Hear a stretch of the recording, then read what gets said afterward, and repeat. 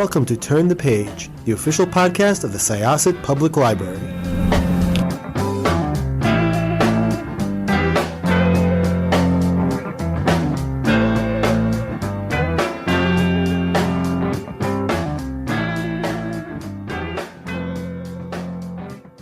Welcome to Syosset Library's Turn the Page podcast. I am Jessica. I will be hosting you today, and I'm really excited to have this author on our podcast today.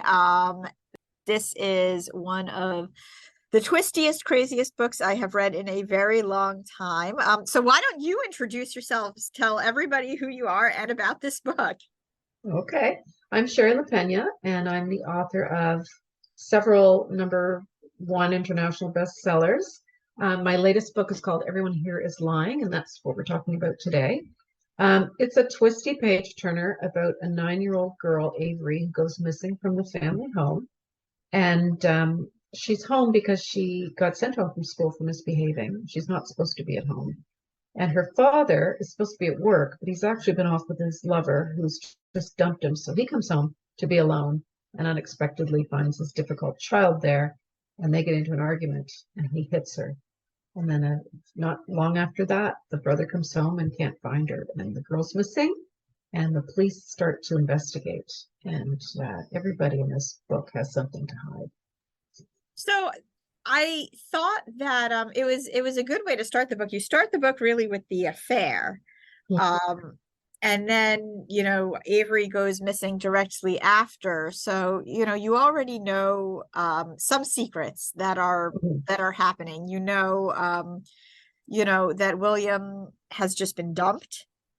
And he's obviously not too happy about that.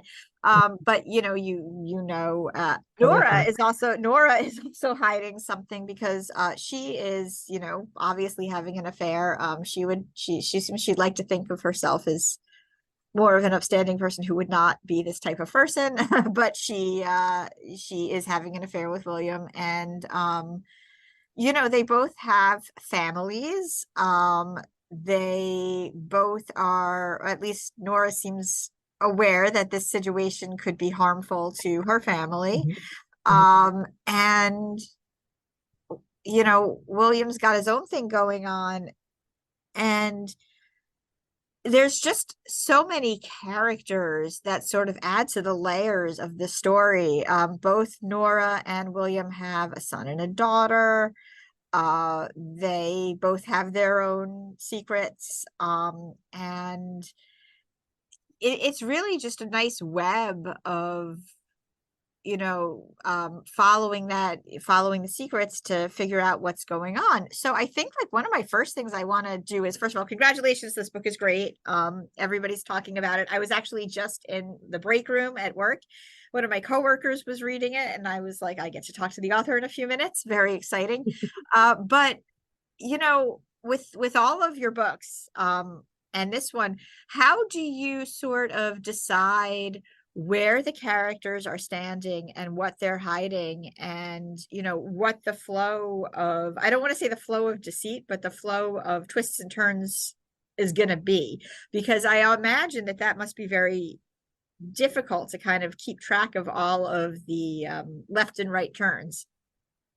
Funnily enough, it's not hard to keep track of it. I seem to be able to hold the whole book in my head pretty easily, which I think is good because it might stave off dementia as I get older.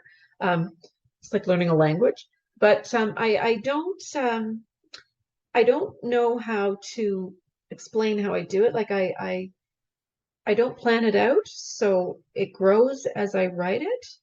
And then I somehow do manage to keep all the threads in my head, because as I'm writing this character over here, something will occur that when I go to the next character, I'll pick it up and go with something from that character there. So I don't know how I keep it all in my head, but somehow I do.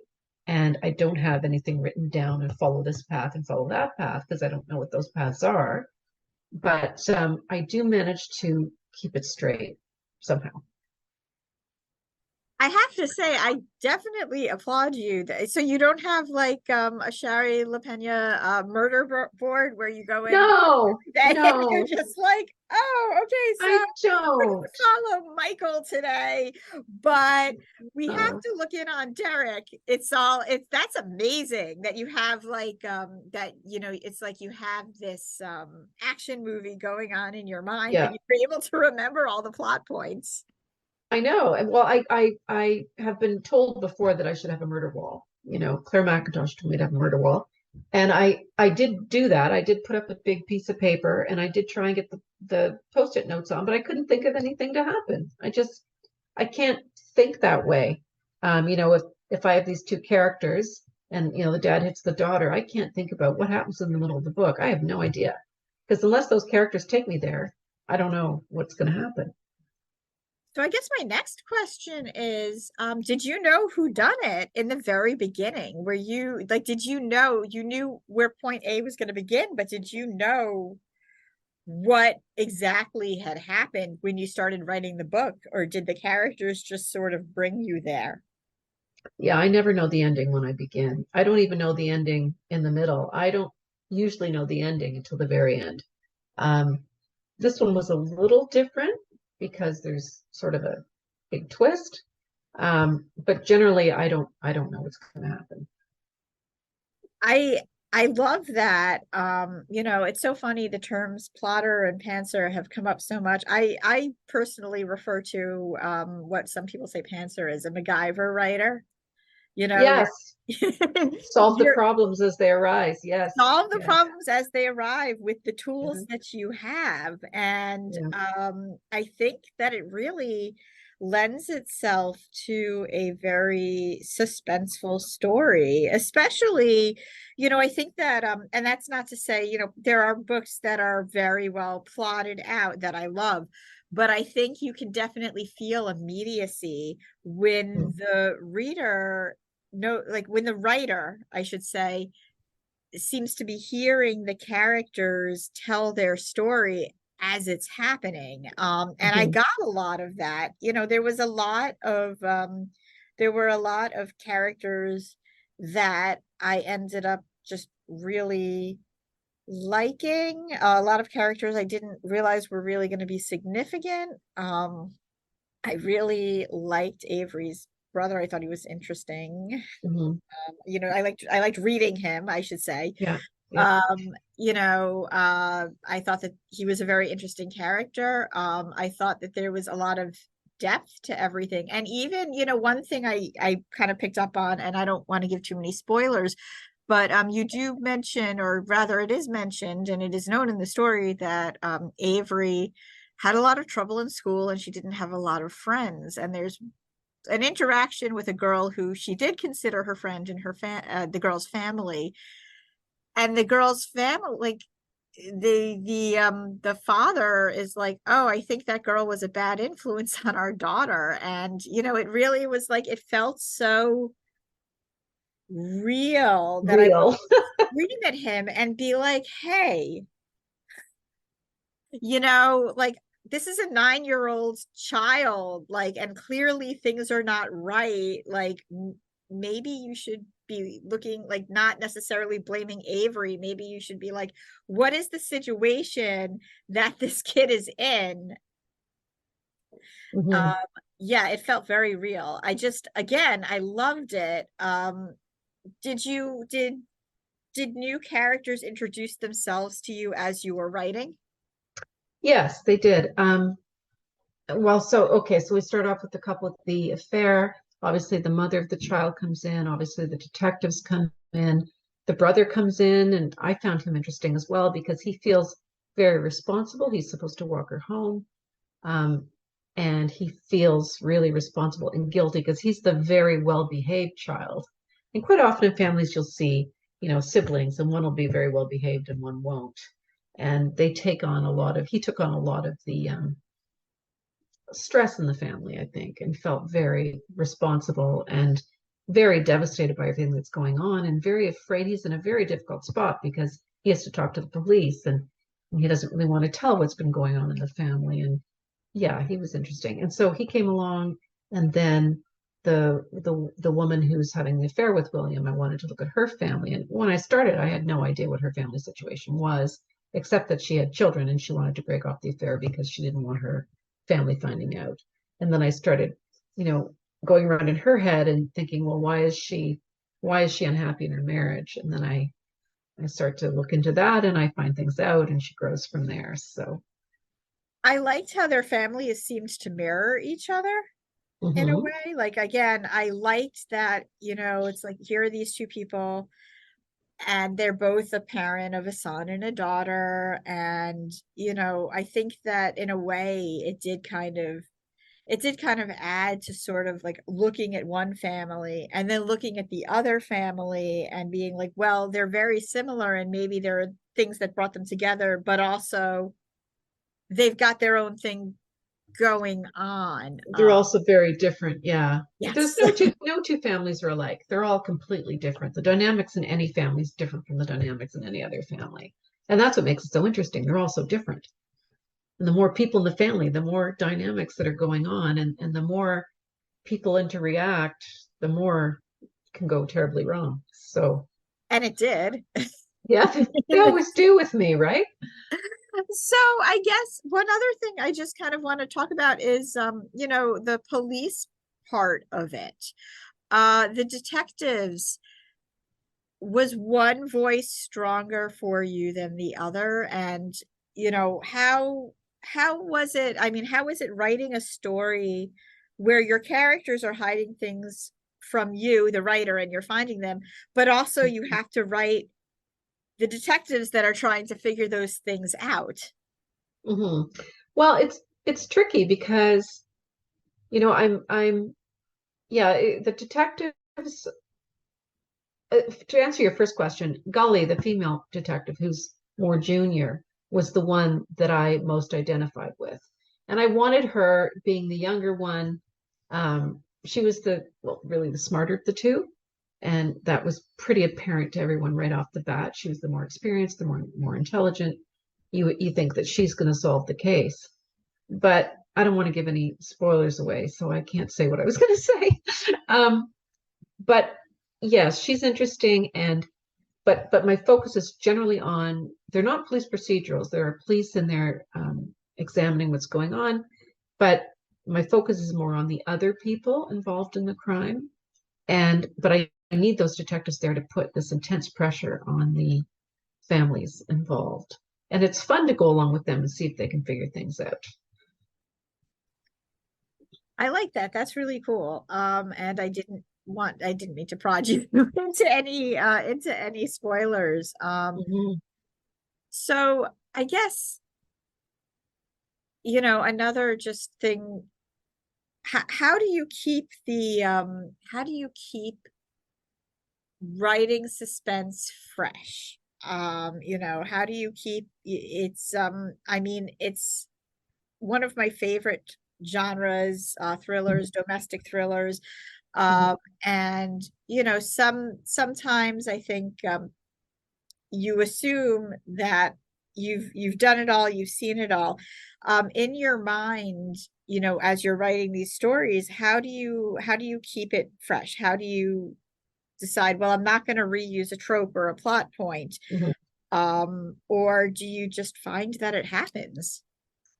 I think that is the hardest thing about writing thrillers now, is that it's hard to come up with a really original idea or premise. Everything's been done, so it's really tricky. And I've now done a missing baby and a missing 9-year-old. That's the hardest thing. But then I remind myself that every if you look at true crime, every every murder case, there's maybe a dead body. There's someone who's been murdered, but every true crime story is so interesting in its own details. That's what makes it really, really fascinating. So I think that the key is just to develop a story that has such interesting, unique details, and that's what keeps it fresh. It's how you tell the story, because every thriller basically is about a murder or disappearance. And how do you keep it fresh? Well, you just have to keep it very, very unique and very interesting details. Do you have a favorite character that you feel just kind of walked off with the book? in this book. Um, I don't know that I have a favorite. I did like Avery quite a lot. I liked William. I liked Nora. I liked them all. I even liked Nora's husband. And I liked the boy. I liked them all. Yeah. Um, if I don't like a character, if I don't enjoy being in their head and find them really interesting, they usually disappear. Like if I'm writing a thread of someone that isn't working, like I'm not really invested, then that person disappears and I find some other way. By Mhm. disappears, do you mean you kill them or they're just not part of No, the story no, anymore? no, like occasionally, and this doesn't happen very often, I'll start off in a line of a character um, who doesn't make it into the final book. Like I'll do a couple scenes from the point of view of that person.